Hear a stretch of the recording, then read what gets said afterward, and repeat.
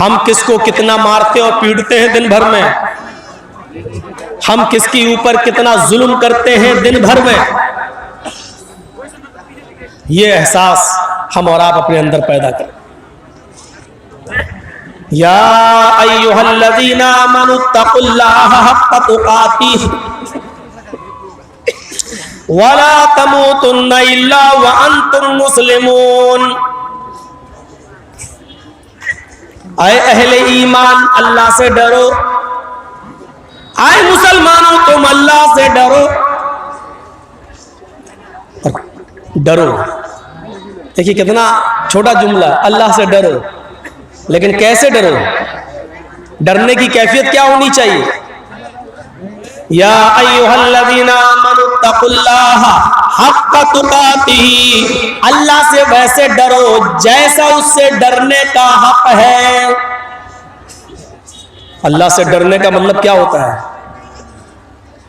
ہر چیز سے آپ ڈرتے ہیں۔ بہت سے لوگ ہوں گے جو بولتے ہیں کہ نہیں میں کسی سے نہیں ڈرتا، میں صرف اللہ سے ڈرتا، لیکن یہ جملہ ٹھیک نہیں ہے۔ اللہ نے کہیں نہیں کہا کہ صرف مجھ سے ڈرو اور کسی سے نہ ڈرو، کہیں نہیں کہا۔ یہ کہا ہے کہ مجھ سے ڈرو، لیکن یہ نہیں کہا کہ اور کسی سے مت ڈرو، لیکن حق کے ساتھ۔ انسان باپ سے ڈرتا ہے، بیٹا سگریٹ پیتے ہوئے جا رہا ہے، سامنے باپ آ گئے ہیں، ابو پاپا ڈیڈی جو بھی آپ کہتے ہو، سگریٹ پھینکی ہوئی، آپ ادب کر رہے ہیں، یہ ڈر ادب کے دائرے میں ہے۔ چھوٹا بھائی سگریٹ پیتا ہوا جا رہا ہے، سامنے بڑا بھائی آ گیا، یہ ڈر ہے۔ بھاگتے ہوئے جا رہے ہیں، جنگل میں شیر آ گیا، درخت پہ چڑھ گئے، یہ ڈر رہے ہیں۔ ڈرتا ہے انسان اور ڈرنا بھی چاہیے، لیکن جیسے آپ اور چیزوں کا حق ادا کرتے ہیں ڈرنے کا، اللہ سے بھی ڈرنے کا ایک حق ہے۔ اللہ سے ڈرو کا مطلب کیا ہے؟ یہ ڈرنا تھوڑی ہے، اللہ سے یہ ڈرنا نہیں ہے۔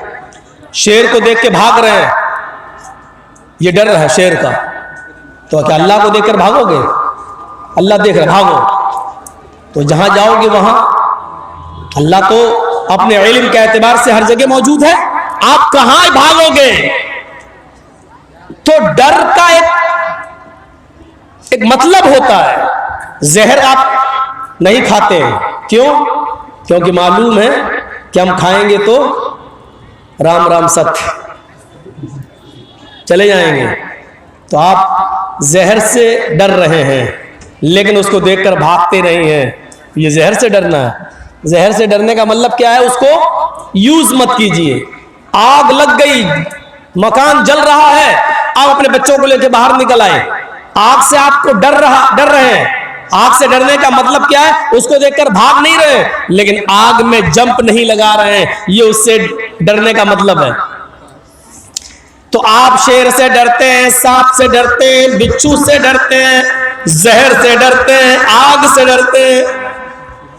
کسی چیز کو دیکھتے ہیں تو بھاگتے ہیں، کسی چیز کو دیکھتے ہیں تو بھاگتے نہیں، لیکن اس میں جمپ نہیں لگاتے ہیں۔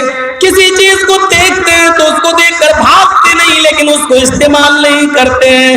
جیسے آپ ان چیزوں کو ڈر کر ان کا حق ادا کر رہے ہیں، اللہ سے بھی ڈرو، اور اس سے ڈرنے کا حق کیا ہے؟ یا ایھا الذین آمنوا اتقوا اللہ، اے اہل ایمان، اے مسلمانوں تم اللہ سے ڈرو، حق تقاتہ، جیسا کہ اس سے ڈرنے کا حق ہے۔ اور اللہ سے ڈرنے کا حق یہ ہے کہ اللہ نے جن کاموں کی کرنے کا حکم دیا ہے ان کاموں کو کریے، اور جن کاموں کو کرنے سے منع کیا ان کاموں سے رک جائیے۔ وہ اعمال کیجئے جو ہمیں جنت میں لے جائیں، ان اعمال سے ڈریے جو ہمیں جہنم میں لے جائیں۔ اللہ سے ڈرنے کا مطلب یہ ہے کہ ہم ہر اس کام سے دور رہیں جو کام ہمیں جہنم میں لے جاتا ہے، یا جس کام کو کرنے کی وجہ سے ہمیں جہنم ملتی ہے، ہم اس کام کو چھوڑ دیں، اس سے دور رہیں۔ یہ ہے اللہ سے ڈرنے کا مطلب۔ ورنہ اللہ سے ڈرنے کا مطلب یہ تھوڑی ہے کہ اللہ کو دیکھ کے بھاگو، اس کے عذاب سے ڈریے۔ उन कामों को करिए जिनके करने का हुक्म दिया और उन कामों से रुक जाइए जिनसे रोका गया है। ये है अल्लाह से डरने का मतलब। और सबसे अच्छी तारीफ तो हजरत उबय इब्न काब ने की थी। अल्लाह के नबी हजरत उमर फारूक ने उबय इब्न काब से पूछा, अमीरुल मोमिनीन हजरत उमर ने एक बड़े जलील कद्र सहाबी उबय इब्न काब से पूछा, सवाल किया, क्वेश्चन किया, आए उबय तकवा क्या है, अल्लाह का डर क्या है, तकवा क्या है? तो हजरत उबय इब्न काब ने जो जवाब दिया वो सुनिए और उसके बाद हम आगे बढ़ते हैं। सुनिए जवाब। उबय इब्न काब ने कहा था, ऐ उमर तुम तकवा नहीं जानते हो, डर नहीं जानते हो? कहा नहीं, आप बताइए क्या है। कभी जंगल में गए हो? सुनिए डर। कभी जंगल में गए हो? हाँ गए हैं। तुम्हारे पैरों में जूता ना हो, चप्पल ना हो और जंगल में कांटे बिछे हुए हो और कांटोदार झाड़ियां लगी हुई हो, दरख्त लगे हुए हो और तुम्हें जंगल से गुजरना, जंगल को क्रॉस करना भी जरूरी हो और पैरों में चप्पल भी ना हो, तो तुम क्या करोगे? तो हजरत उमर ने जो जवाब दिया वो सुनिए।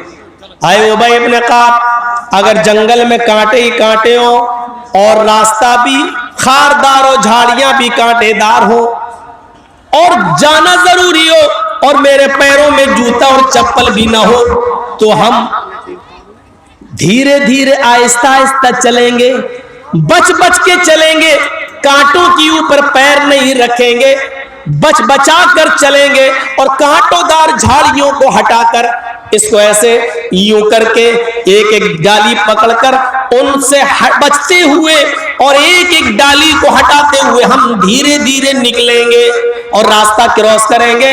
अगर कांटे ही कांटे बिछे हुए हो तो हम कांटों से बच बच के गुजरेंगे, कांटों से बच बच के चलेंगे। हजरत उबय इब्न काब ने कहा, ऐ उमर कांटे ही कांटे बिछे हुए, झाड़ियां ही झाड़ियां कांटोदार लगी हुई है, तुम बच बच कर जा रहे हो, कितना भी बचो लेकिन जब रास्ता ही कांटोदार है तो दो चार कांटे तुम्हारे पैर में लग ही जाएंगे। बहुत बचने के बावजूद एक दो कांटे तुम्हें चुभ ही जाएंगे या कांटा तुम्हारी चादर में उलझ ही जाएगा, कुछ ना कुछ तो होगा। तो हजरत उमर कहने लगे, ऐ उबय अगर ऐसा हुआ, एक दो कांटा अगर चुभ गया और मेरे पैर को जख्मी कर दिया या मेरे जिस्म को जख्मी कर दिया तो हम मरहम पट्टी कर लेंगे, हम उस पर मरहम लगा लेंगे, पट्टी बांध लेंगे, हम उसकी दवा और इलाज कर लेंगे। हजरत उबय ने कहा, ऐ उमर यही तकवा है, यही परहेजगारी है, यही तो तकवा है। जैसे जंगल में कांटे ही कांटे बिछे हुए हो और उन कांटों से गुजरना भी जरूरी हो तो तुम कांटों से बच बच के चलते हो, ऐसे ही इस दुनिया में गुनाहों का जाल बिछा हुआ है, कदम कदम पर गुनाहों का बाजार लगा हुआ है, कदम कदम पर तुम्हें गुनाहों के बाजार सजे हुए मिलेंगे। लेकिन इस दुनिया में रहना भी जरूरी है, इस दुनिया में जिंदगी गुजारना भी जरूरी है। जैसे जंगल के अंदर तुम कांटों से बच बच के गुजर जाते हो, उसी तरीके से दुनिया में जहां गुनाह ही गुनाह, तुम गुनाहों से बच बच कर चले जाओ, गुनाहों की तरफ ताक कर न देखो और आहिस्ता आहिस्ता इस दुनिया गुनाहगार जिंदगी से, इस गुनाहगार दुनिया से तुम कांटों से नहीं गुनाहों से बच बच के गुजर जाओ। हाँ, जब गुनाह ही गुनाह है तो दो चार गुनाह तुमसे हो ही जाएंगे। इंसान होने के नाते जैसे दो चार कांटे लग जाएंगे तो तुम उसका इलाज कर लोगे, ऐसे अगर दो चार गुनाह तुमसे हो भी जाए तो तुम उसका इलाज कर लो।